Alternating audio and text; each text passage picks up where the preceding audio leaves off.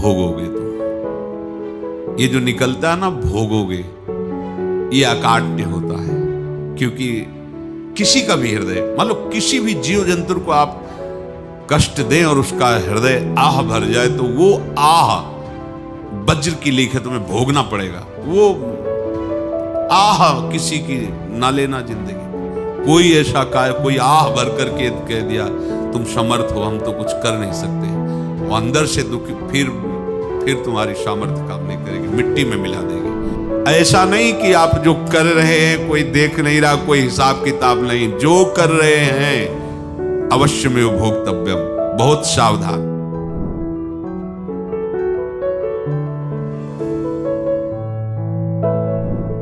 जीव स्वयं नित्य निरंतर कर्मों के जाल को रच रहा है और अपने आप को बांध रहा है। आपको मुक्त होना है, बंधना नहीं है। जीव का जन्म कर्मों के अनुबंध से होता है, कर्मों के बंधन से होता है, और उसको अपना ऋण चुकाना होता है। कर्मानुबंध ये बहुत सूक्ष्म विषय है। जैसे आप जिस परिवार में जन्म लिए हैं, तो उस परिवार के लोगों से आपका ऋण है, इसलिए उसी परिवार में आप आए हैं। और ऋणानुबंध उसको बिना चुकाए या बिना वसूल किए आप वहां से जाएंगे नहीं। आपको लेना है तो वसूल करना है, और देना है तो चुकाना है। ये पूर्व के जन्मों से निश्चित किया गया है। जैसे किसी के यहां पुत्र हुआ, जन्म से ही पैसा खर्चा शुरू हुआ, बड़ा हुआ तो उद्दंडता के द्वारा मार पूरे परिवार को क्लेश पर क्लेश देता चला जा रहा है। ये तुम्हारे कर्म का फल है। या ऐसे शक्तिहीन बुद्धिहीन ऐसे पागल पूरे जीवन सेवा करो, तुमसे अपना हिसाब चुकाने के लिए वो आया है। अब परिवार के जो सदस्य जुड़े आके, मतलब पत्नी आते ही पूरी हृदय में आनंद, परिवार में आनंद, और जीवन भर वो आनंद ही सुख देने के लिए उसका जन्म हुआ। वो अपना ऋणानुबंध मुक्त, और आते ही भयंकर क्लेश खड़ा कर दिया, बीच में दीवार और झगड़ा वैसा, फिर अतरे दिन मारपीट शुरू, कलह अशांति, पूरा जीवन नरक हिसाब करने आए। यहां ऋण चुकाए बिना कोई जा नहीं सकता, ऋण चुकाना पड़ेगा। किसी का ऋण वसूल करना है तो किसी को ऋण चुकाना है, दोनों काम करने होते हैं। अनेक जन्मों में अनेक लोगों के साथ हमने जो बर्ताव किए हैं, अच्छे या बुरे, वो होंगे। अब किसी आदमी को हम जानते नहीं, अचानक मिला, अचानक टक्कर लगा और मार पीट गाली गुप्ता सब कर दिया, चुपचाप सह लो। क्यों? ये आपका हिसाब है, पूर्व का हिसाब। हमारा उससे कोई द्वेष नहीं, कोई संकल्प नहीं। अचानक घटना घटी और हमसे द्वेष करने लगा, हमें पीटने लगा, हमें गालियां दे, ये हिसाब है, चुपचाप सह जाओ। अपने घर का भाई ही भारी दुश्मन बन गया और क्लेश हिसाब है। एक प्रभुदत्त ब्रह्मचारी जी की वाणी में पढ़ा था, एक महात्मा जी भ्रमण करते थे, तो उस समय असरफियां चलती थी, मोहरे असरफियां उनको भेंट में देते लोग। तो या तो ठाकुर सेवा में लगे तत्काल, या संत सेवा में तत्काल लगे, उसका संग्रह करके डोलना ये ठीक नहीं है बैरागी के लिए, सिद्धांत में ये ठीक नहीं। तो जब 2, 4, 6, 8 ऐसे मोहरे हुई, तो उन्होंने विचार किया कि और भ्रमण करके जब काफी मोहरे हो जाएंगी तो प्रयागराज में जब कुंभ पड़ता है, एक बार पूरे सब अखाड़े के संतों को, अलग अलग संप्रदाय सब संतों को बुलाएंगे और सबको खुआएंगे।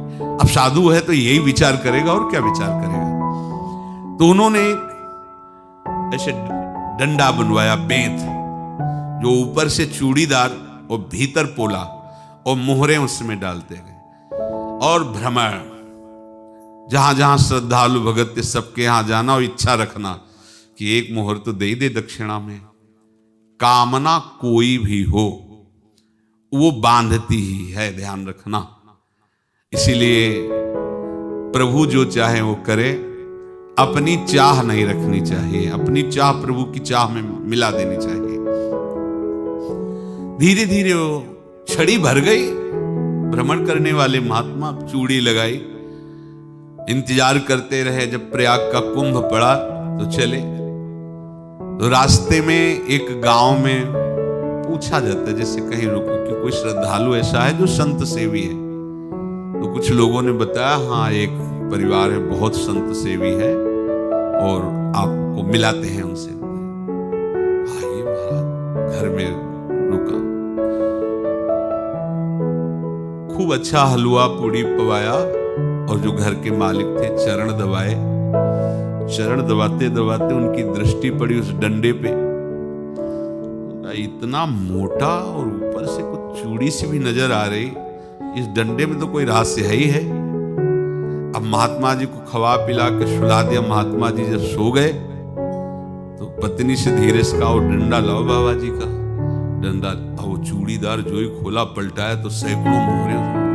ऐसे संत रोज पधारे भगवान, तुम आनंद हो जाए फिर क्या। पत्नी से कहा, नाप के कंकड़ लाओ। वो तो महात्मा जी तो खाए खीर पूड़ी, आराम से सो रहे। रात में पूरी प्लानिंग करके उसमें कंकड़ भर के चूड़ी लगाकर सिराने रखते हैं, सारी मोहरे हटा ली। महात्मा जी आराम से छड़ी उठाए तो वजन पक्का। वैसे बड़े लोग चतुर होते हैं, पर ये नहीं जानते कि कर्म कितना भयानक होता है। और उनकी कोई संतान नहीं थी, पर धन में इतना प्रेम उनको था। बहुत सावधान रहे। साधु महात्माओं के पास जो अर्थ है, गृहस्थी अगर आता वहीं से है, पर अगर उसको जोर जबरदस्ती या किसी छल कपट से, तो वो उसका विनाश ही करता है। आज तक का प्रमाण है। अब उनको ये भाव पता नहीं होगा, या पता होगा तो लोभ के कारण वो उसको मान नहीं पाए होंगे।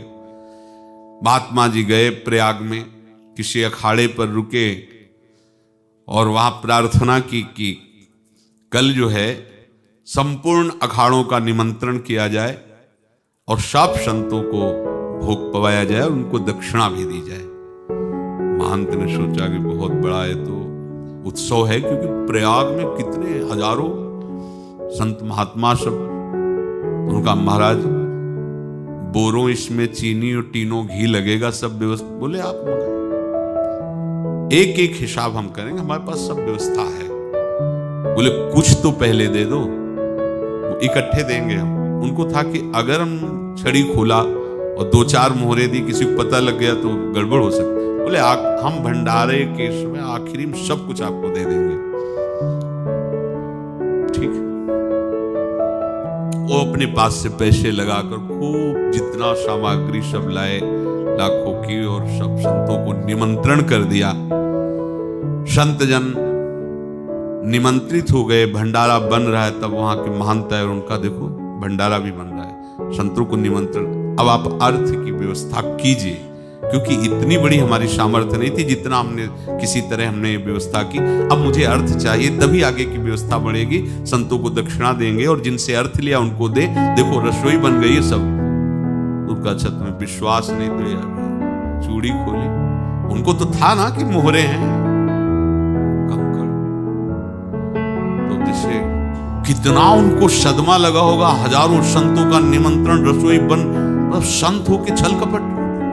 तो उनका महाराज आपने तो हमारा नाश कर दिया, जो महंत थे। अब बताओ रसोई बन गई, संत निमंत्रित हो गए और आप ये कंकड़ दिखा रहे हैं हमको। आपने तो हमें बर्बाद कर दिया, हमारी इतनी सामर्थ्य नहीं थी, आप पहले बता देते। संत होकर ऐसा छल कपट। अब वो बोले तो क्या बोले, क्योंकि उनको पता था कि मोहरे हैं इसमें। अंदर से उनका चिंतन गया उसी सेठ के पास। अच्छा ऐसा धोखा हमारे साथ किया, भोगोगे तुम। ये जो निकलता है ना भोगोगे, ये अकाट्य होता है। क्योंकि किसी का भी हृदय, मान लो किसी भी जीव जंतु को आप कष्ट दें और उसका हृदय आह भर जाए, तो वो आह वज्र की लेख है, तुम्हें भोगना पड़ेगा। वो देखो भीष्म जी को भोगना पड़ रहा है। सांप को ऐसे धनुष के नोक से उठाया और बंबूल के कांटों के ऊपर फेंक दिया, कई दिन तक शेदा हुआ, वो आह भर करके मरा। तो आपको 6 महीने बाणों की सैया पर आह किसी की ना लेना जिंदगी। कोई ऐसा कोई आह भर करके कह दिया तुम समर्थ हो, हम तो कुछ कर नहीं सकते।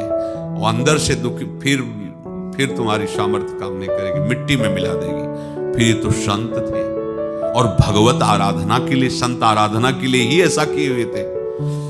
अब इनका कैसे मुंह दिखाएं? अब क्या करें? सुबह संत जन आएंगे, सबके बीच में हमारी कि देखो इन्होंने, अब क्या करें? गए और संगम में जाके छलांग लगाई, अपने प्राण त्याग दिए। अब उनके तो पास मोहरे थी और व्यापार बढ़ा और 9-10 महीने बाद ही लड़का हुआ।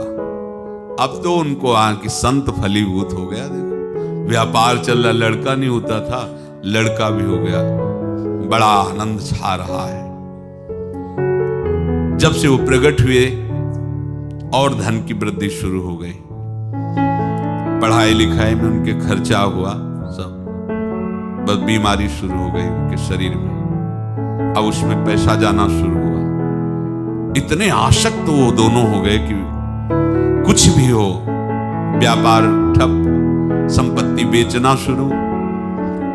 तो उन्होंने कहा कि बेटा मैं क्या कर सकता हूं तुम्हारे लिए? बोले हमारी अंतिम इच्छा है प्रयाग चलो, और जितने प्रयाग में संत महात्मा सबको एक बार भंडारा करवाओ, हमारी इच्छा अंतिम है। क्योंकि अंतिम यही इच्छा थी। बोले अब ज्यादा संपत्ति तो नहीं रह गई, तो बोले घर बेच दो, मेरे लिए ही तो है, बेच दो। मुझे लगता मैं बचूंगा नहीं, पर मेरी अंतिम इच्छा पूर्ण कर दो। घर बेच दिया, जेवर बेच दी। वहां गए, जब संत सेवा की तो बोले मुझे संगम तक ले चलो। संगम तक ले गए और बोले समझे तुम चुराए थे और हमने उसको छीना है, कुछ नहीं रह गया तेरे पास कुछ, अब केवल ममता और आसक्ति में जलकर मर और नरक प्राप्त कर। मैं वही महात्मा हूं जिसकी तूने मोहरे ली थी, शरीर छोड़ दिया। महात्मा को जन्म लेना पड़ा और इनको दुर्गति भोगनी पड़ी। ऋणानुबंध होश में, ऐसा नहीं कि आप जो कर रहे हैं कोई देख नहीं रहा, कोई हिसाब किताब नहीं, जो कर रहे हैं अवश्य में भोक्तव्यम। बहुत सावधान। अनेक जन्मों में अनेक लोगों से जो कुछ लिया दिया है, इस लेने देने को मिटा देने के बाद ही तुम मुक्त हो गए। इसीलिए एक उपाय है, लेना न देना मगन रहना। क्या? मालिक को समर्पित हो जाओ, मालिक को अपना माना हुआ समर्पित कर दो, खत्म। अहम त्वाम स्वरूपापेभ्यो मोक्षयिष्यामि, सब खत्म। आगे पीछे लेना देना सब खत्म। एकादश स्कंद में भगवान श्री कृष्णचंद्र जी ने कहा जो मेरे चरणों का आश्रय लेकर भक्त मेरा भक्ति करता है, उसके पितृ ऋण, मातृ ऋण, देव ऋण, ऋषि ऋण, सब ऋणों से मैं मुक्त कर देता हूं। बस यही एक उपाय है जो इसके बंद करने का उपाय भक्तों के लिए है, वो यही है।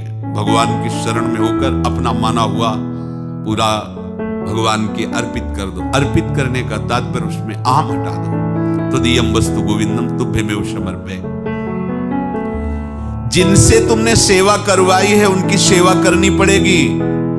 जिनसे तुमने जो कुछ लिया है उनको देना पड़ेगा। ये लेने देने का व्यापार जब तक समाप्त नहीं होगा तब तक तुम्हारा जन्म मरण चलता रहेगा। अब आपको यहां समझना है, यदि आपसे किसी ने पैसे लिए बेईमानी करके नहीं दे रहा है तो आप उसको गाली मत दीजिए। आपने बेईमानी की थी इसलिए आपकी बेईमानी हुई है, ले गया, कोई बात नहीं है, बंधन से मुक्त हुए। जो बोझा था चला गया। उसको ऐसा ना देखे कि ये बेईमान हमारे रुपए मार लिए, अब जो कुछ होगा देखेंगे। अगर आप आगे नया कुछ करते हैं तो फिर आगे का हिसाब आपको भोगना पड़ेगा, ध्यान रखना। ऐसा नहीं है कि आपको भोगना नहीं पड़ेगा। एक ही उपाय है कि अब जो शरीर धारण किए इसी में जो भोग ले, आगे ना होना चाहिए। तो क्या करे? सर्वतो भावेन भगवान की शरण ले ले।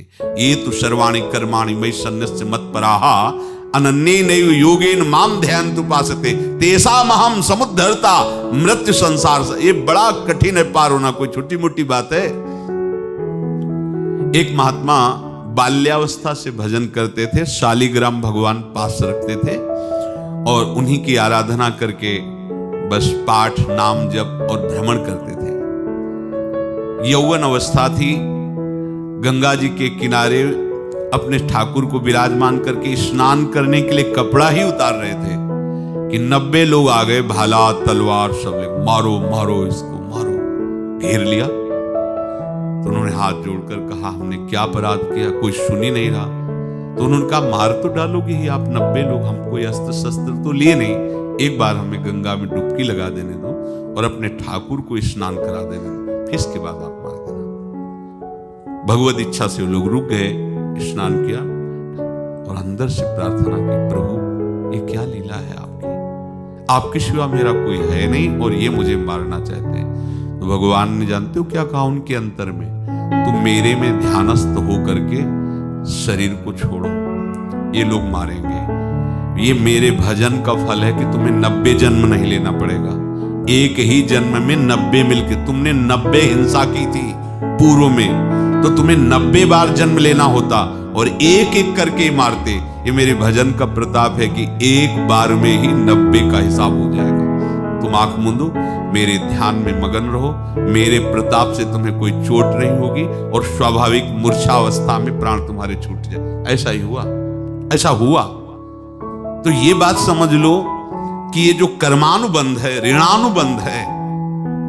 अब देखो, अगर शाप महात्माओं ने दिया कि तुम्हारे वंश का इससे विनाश होगा, तो भगवान भी परम धाम जा रहे तो उसी कील से, बाण की नोक में जो मछली लील गई थी, छोटा कण, उसी से की नोक बनाई और उसी नोक को प्रहार किया। भगवान के श्री चरण में वही बाण की नोक लगी और भगवान ने स्वीकार किया ना। भगवान का बड़ा लीला विचित्र है।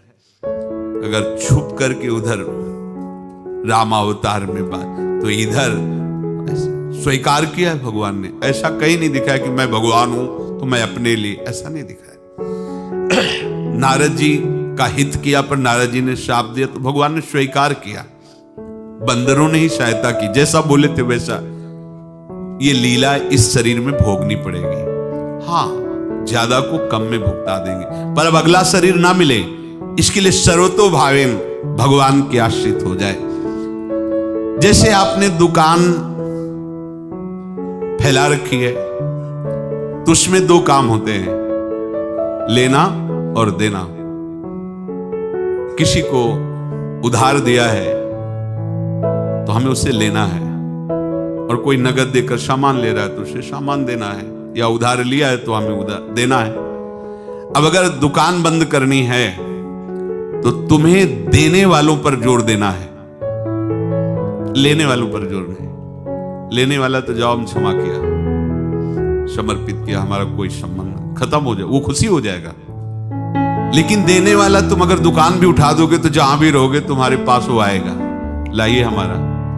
तो देने पर नजर रखिए, जिसका जिसका हिसाब है वो आपके सामने आता जाए, हटाते जाओ। लेने पर नजर मत रखिए और दुकान फौरन उठा दीजिए, नहीं अगर लेते देते रहे तो चलता रहेगा।